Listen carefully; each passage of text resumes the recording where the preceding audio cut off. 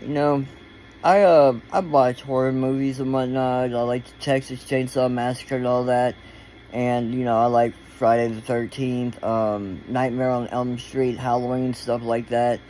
But I didn't realize that the guy who played in Texas Chainsaw Massacre as the serial killer, yeah, he had passed away in 2015 from pancreatic cancer.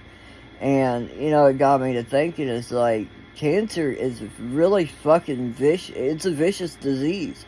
Yeah, it's beatable to an extent. And here's where I'm going to get into the extent, right? So, obviously, I had stage 3 head and neck cancer, easily treatable. My great grandfather, who is now deceased, passed away up there in heaven with God. God rest his soul and everything. He had stage 3 colon cancer. Beat it, no problem. Obviously, he had to have a bag and everything, which, no, was fine.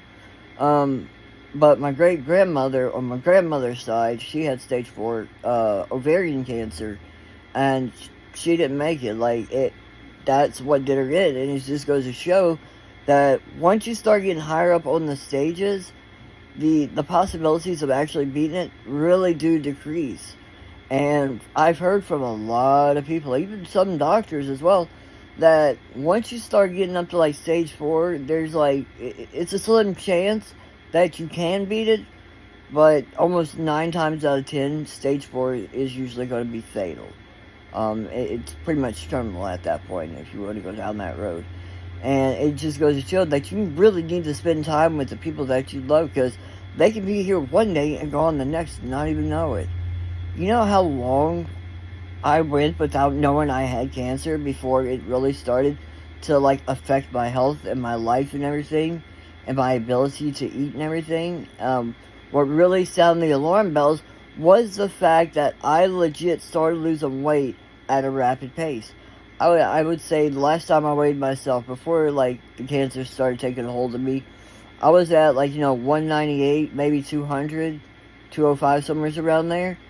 And I went from that down to 90 something pounds. So it just goes to show how fucking serious this shit is. Especially if it's head and neck cancer, where it's in your throat, your thyroids and all that. And you can't swallow. If you can't swallow, you can't eat. If you can't eat, you don't get nutrition. And obviously you're not able to drink, so you can't really get water either. And then you have to be put in the hospital. They have to diagnose you. And oftentimes you'll get placed with a feeding tube like I did, which I'm going to tell you right now, if you ever have to have one, it sucks, but it's not the end of the world. I would rather have a feeding tube again than to not be able to eat at all. I'm just saying. But the point of the matter is spend time with the people that you love and that you care for and you cherish, and also to keep up on your own health. Because if I would have just kept on going, not even worried about it, oh, I can't eat, whatever, I'll try to eat later, I wouldn't be here right now. I would not be giving you guys this message. And that just goes to show how serious I am about this.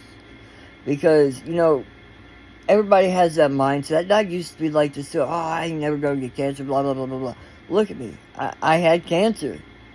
And I didn't even know it. And they said that because of the size of the tumor that I had in my throat, it was there for a while.